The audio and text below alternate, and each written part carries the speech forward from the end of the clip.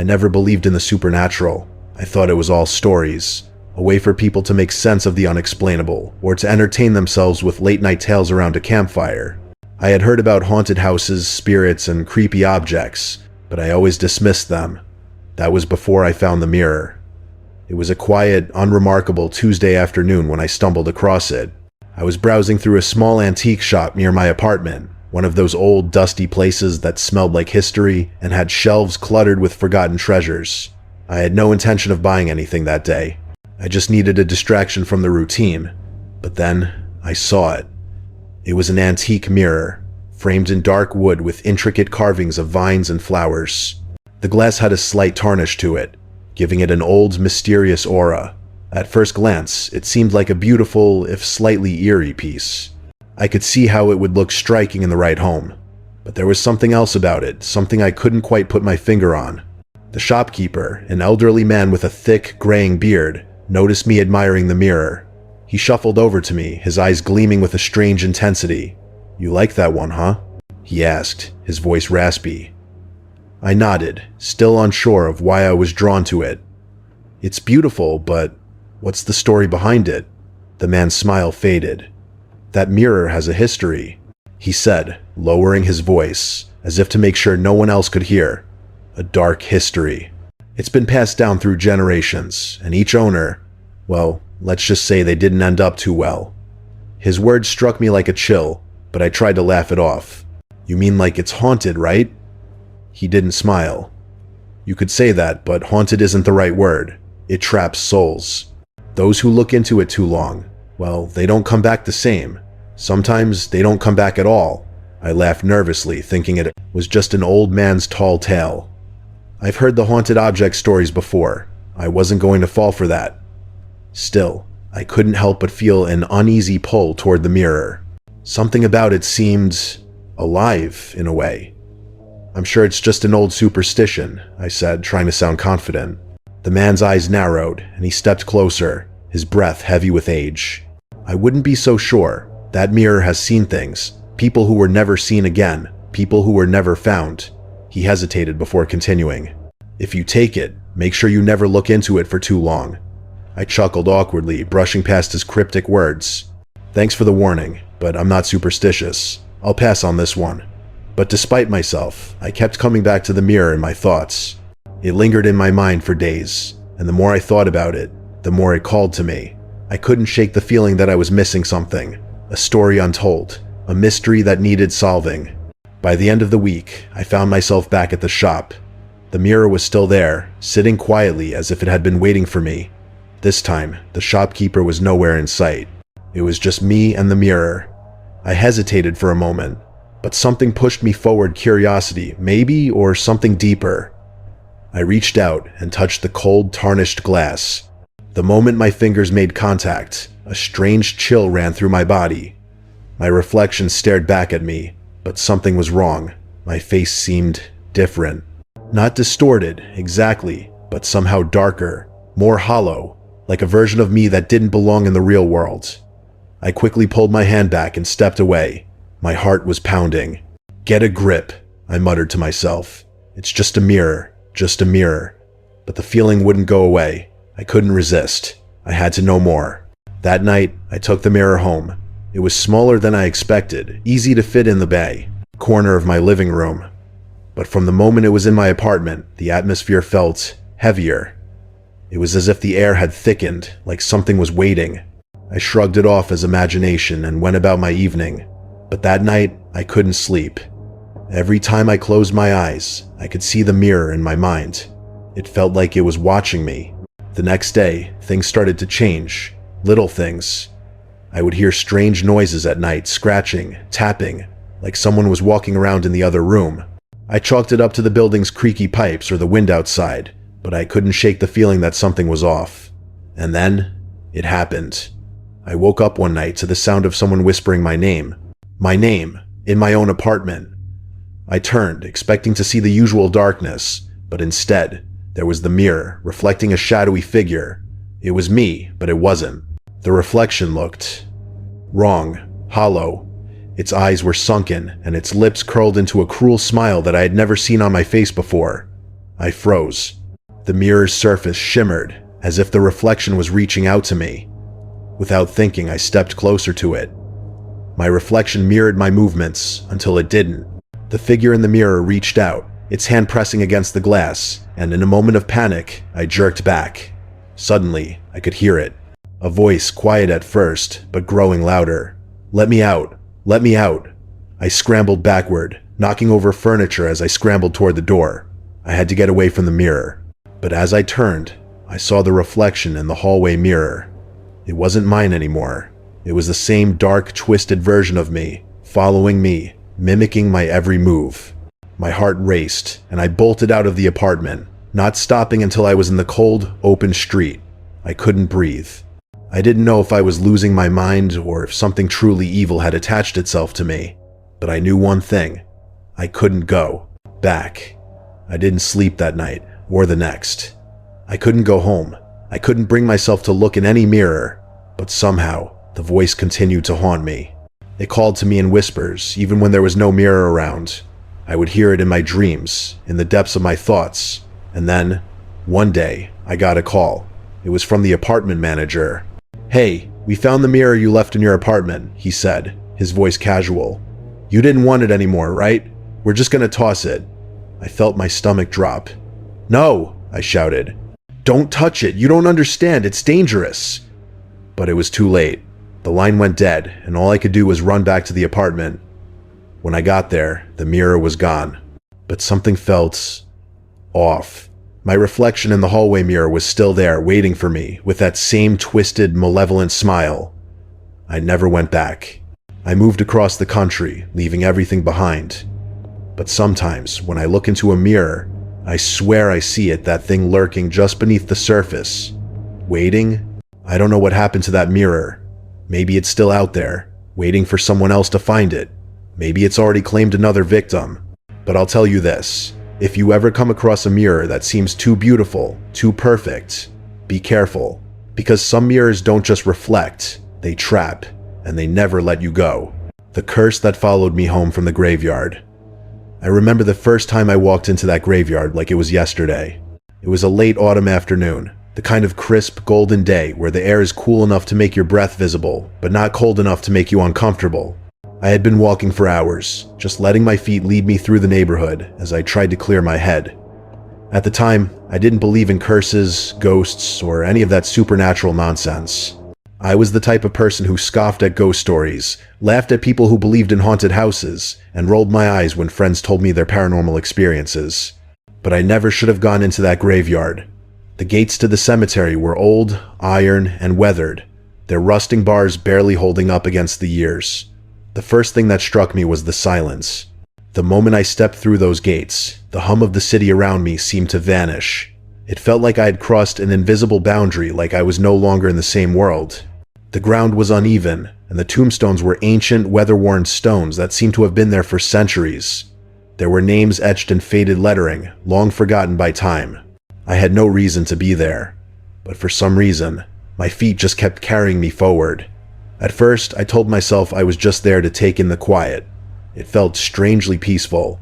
I walked deeper into the cemetery, feeling the crunch of dry leaves under my boots and the faint smell of damp earth hanging in the air. I had no idea why, but I was drawn to a particular section of the graveyard. It was in the back, away from the rest of the graves, hidden by an overgrown tangle of vines and trees. I paused when I saw it. There, half hidden behind an old oak tree, was a stone mausoleum.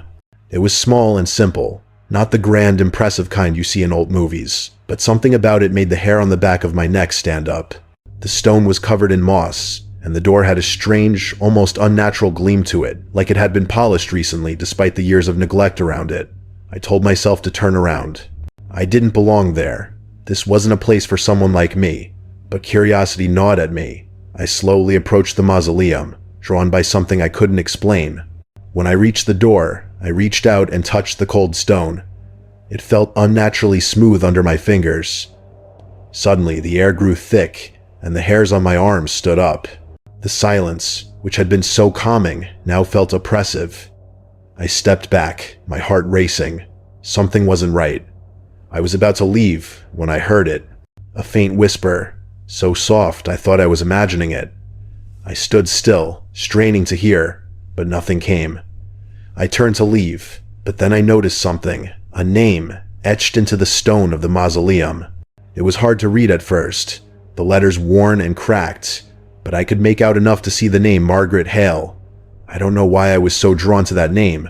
Maybe it was the way it stood out, or the sudden surge of curiosity that gripped me. But I bent down to get a closer look. That's when I heard it again, the whisper. This time, it was louder, clearer, and it was coming from inside the mausoleum. "Help me!" I froze. The voice was faint, but unmistakable. It was pleading, desperate. I didn't think twice. I had to get out of there. I turned to leave, but as I did, I heard something heavy shifting behind me. My heart pounded in my chest. It sounded like something or someone was moving inside that mausoleum. I didn't look back. I sprinted out of the cemetery, my lungs burning as I pushed myself to run faster. I didn't stop until I reached the safety of my apartment. That night, I tried to shake off the feeling of unease that had settled over me. I tried to convince myself it was nothing, just a random occurrence. But I knew deep down, something had followed me home. The next day, strange things started to happen. It began with small things, just enough to make me doubt myself. I would hear footsteps when I was alone, the sound of someone walking around my apartment, but when I checked, no one was there. I would feel a cold draft, even though all the windows were closed. I told myself it was just the weather, that I was being paranoid. But as the days went by, the events became harder to ignore. One night, I woke up in the middle of the night, my sheets damp with sweat. I had been dreaming about the mausoleum, dreaming of Margaret Hale. In my dream, I saw her face, twisted in pain, her eyes wide with terror. I heard her whisper again, "Help me." When I woke up, my bedroom door was wide open. I lived alone, and I was certain I had locked it before going to bed, but it was wide open now.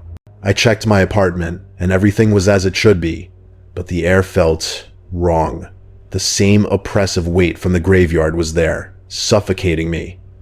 The worst part? The mirror in my hallway. Every time I looked into it, I could see a shadow moving behind me just out of the corner of my eye. When I turned around, there was nothing there, but I could feel its presence, lingering just out of sight. I began avoiding mirrors altogether, not daring to glance into them. It was around this time that I started seeing her Margaret Hale. I would catch glimpses of her in the corner of my vision, her face pale and her eyes wide, pleading with me. I would hear her voice in my ear, faint but urgent. "Help me." The whispers grew louder, more insistent. I could no longer ignore them. That's when the nightmares began. Every night, I was trapped in the mausoleum with Margaret Hale. I could hear her begging for help, her voice growing more frantic with each passing night. In my dream, I tried to open the mausoleum door, but it wouldn't budge. I would scream for help, but no one would come, and every time I woke up, I felt more exhausted, more drained, like something was stealing my energy. I couldn't take it anymore. I had to find out what was happening. I returned to the cemetery, the graveyard, now an unholy place in my mind. I couldn't stop thinking about Margaret Hale and the curse that had followed me home. This time, I wasn't alone. I brought a friend, someone who didn't believe in any of this supernatural nonsense. I thought maybe if I had someone there with me, it would feel less real. We entered the graveyard together, and the air felt as cold and thick as it had the first time. We found the mausoleum, just as I remembered it, silent, ancient, and foreboding. The door was slightly ajar, as if waiting for me. We stepped inside. I wasn't prepared for what we found. The mausoleum was small, with only a single coffin inside.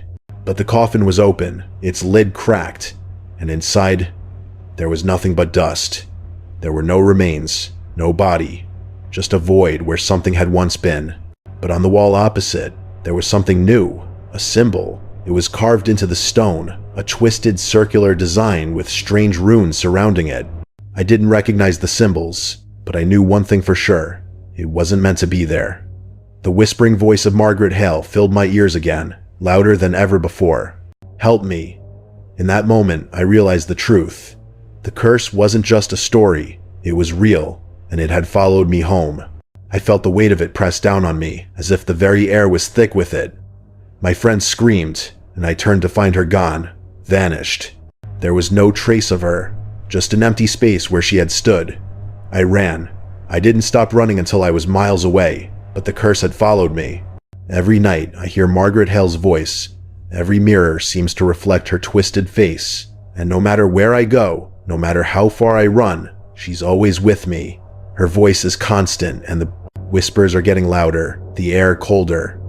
The curse is real. And now, I'm part of it. I don't know how much longer I can keep running. I'm writing this as a warning.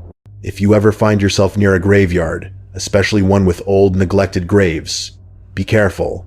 Don't look too closely. Don't listen to the whispers. Because if you do, you might just bring something home with you, something that will never let you go. I escaped the nightmare of a haunted asylum. I never planned on stepping foot inside that asylum.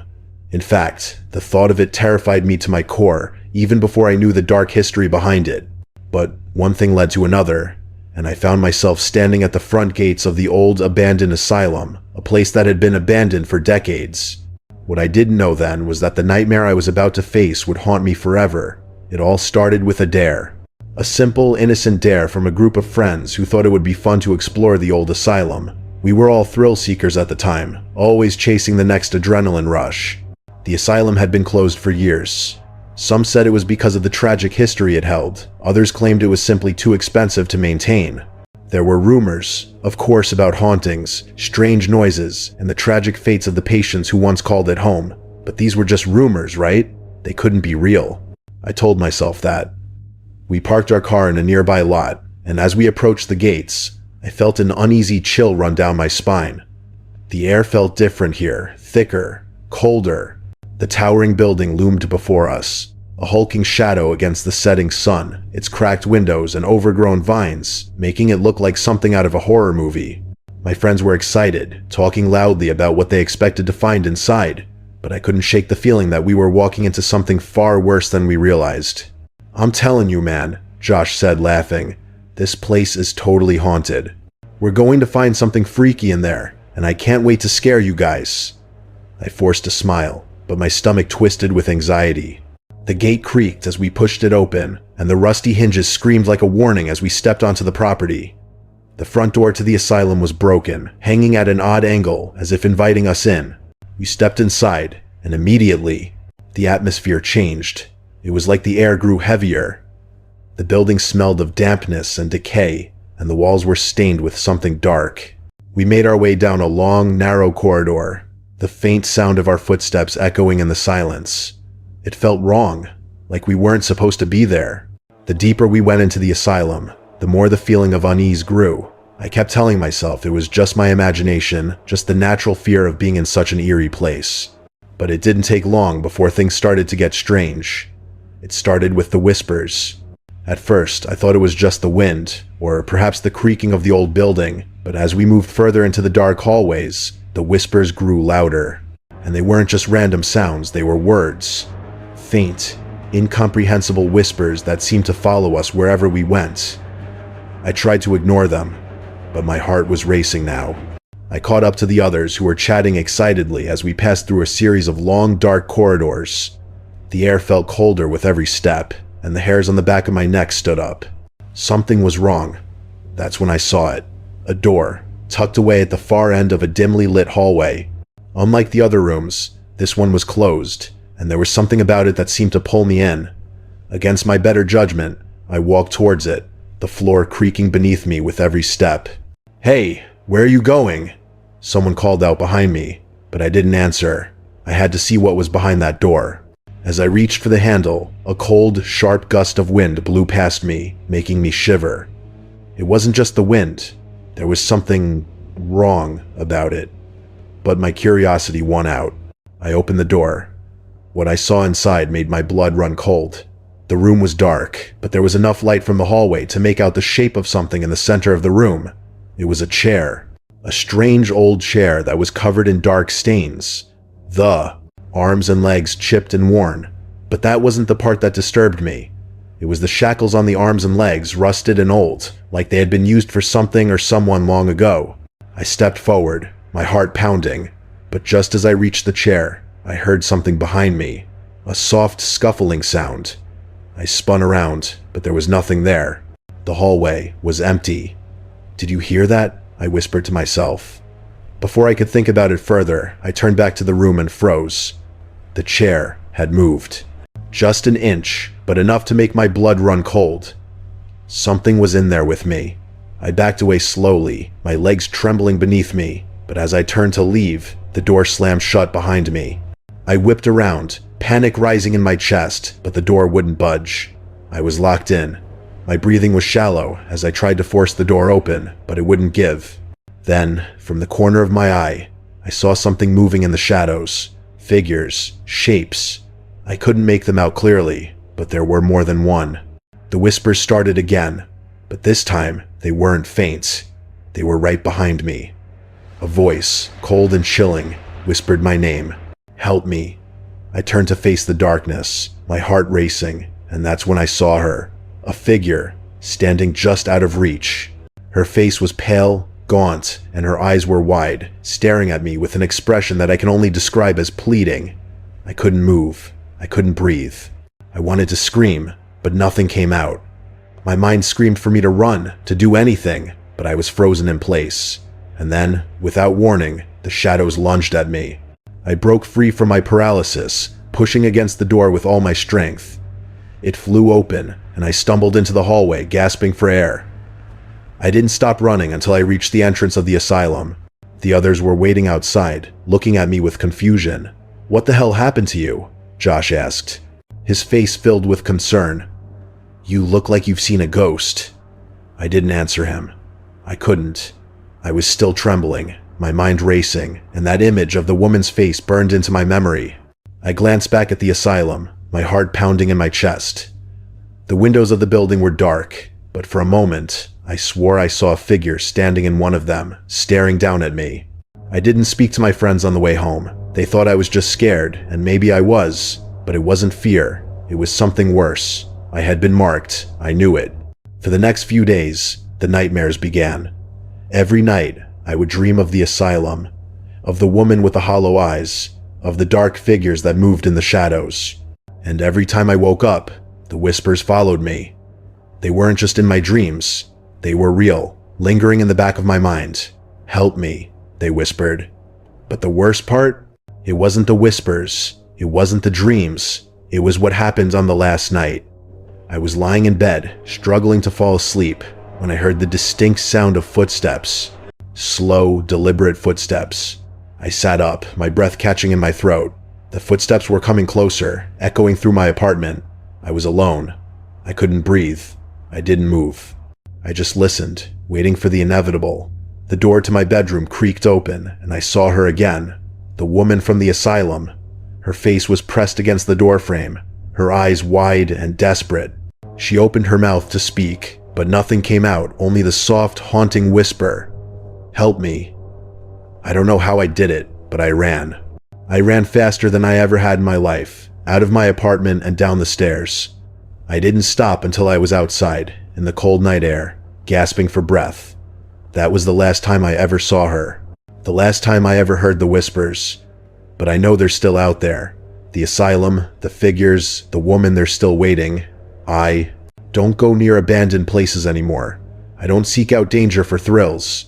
And every time I hear footsteps in the dark, I freeze, praying I'm not being followed.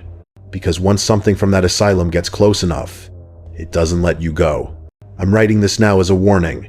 If you ever come across an abandoned asylum, or any place with a dark past, do yourself a favor, stay away. Because once you walk through the doors, you might never walk out again.